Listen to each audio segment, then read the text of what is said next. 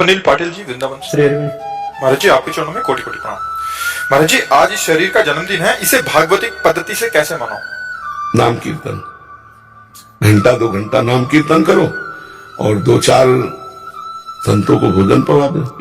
हमसे पूछा है तो वृंदावन है, बहुत संत भगवान रहते, प्रार्थना करो, 2-4 संतों को भोजन पवा दो, नाम कीर्तन करो। राधे राधे भक्तों, श्री परम पूज्य श्री प्रेमानंद जी महाराज जी के दिव्य वचन व सत्संग को सुनने के लिए हमारे चैनल को सब्सक्राइब करें और कमेंट में राधे राधे जरूर लिखें और इस सत्संग को बीच में छोड़कर इस सत्संग का अपमान न करें।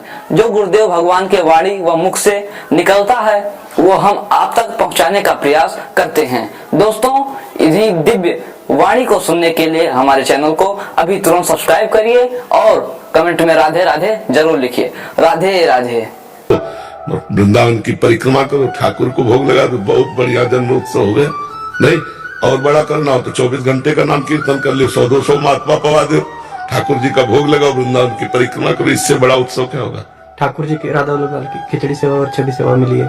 हाँ हाँ, बहुत बहुत सुंदर, बढ़िया।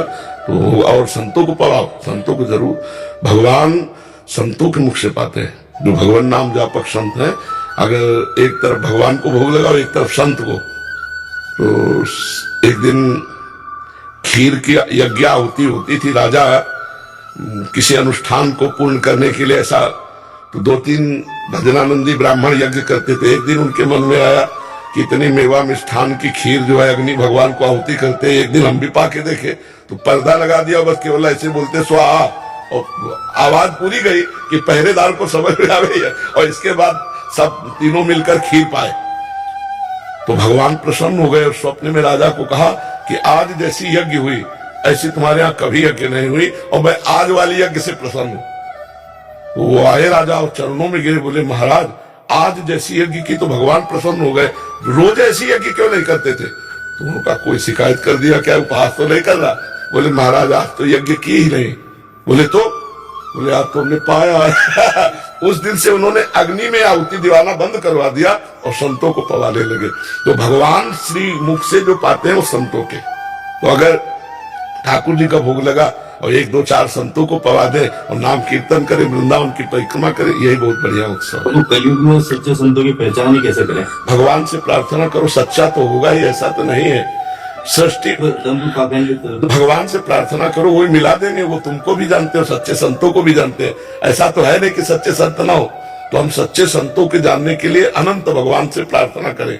जब द्रवई दीन दयालु राघो तो साधु संगति पाइए, वो भगवान पहुंचा देंगे आपको। इसमें 2 बात महाराज जी, मान लो अपना गलत पैसा संत की सेवा में चला गया तो पाप बन जाएगा। हाँ बिल्कुल। पर गलत संत को मैं गाड़ी कमाई पवा दूं तो पाप। इसीलिए अधिकारी वो भगवान से प्रार्थना करे। और आपको सही बताएं, आपके हृदय में भगवान बैठे, अगर आप पूछोगे तो आपको दृष्टि पड़ते ही कहते नहीं मत दो। भगवान अपने आप सबके हृदय में बैठ करके उत्तर दे देते कि यार यहाँ कुछ गड़बड़ लग रहा है। वो भगवान अंदर संतोष नहीं देंगे, शीतलता नहीं देंगे। जहाँ संतोष और शीतलता मिले, जान लो भगवान यहाँ प्रकाशित है। प्रयास रूपी एक लक्ष्य है मेरा कि अगला जन्मदिन श्री जी के साथ निकुंज में मनाए, ऐसा एक बावड़ा मेरा लक्ष्य है। तो कैसे शरीर छोड़ के जाना चाहते हो क्या अगले दिन? मतलब श्री जी को जल्दी पाना चाहते हैं।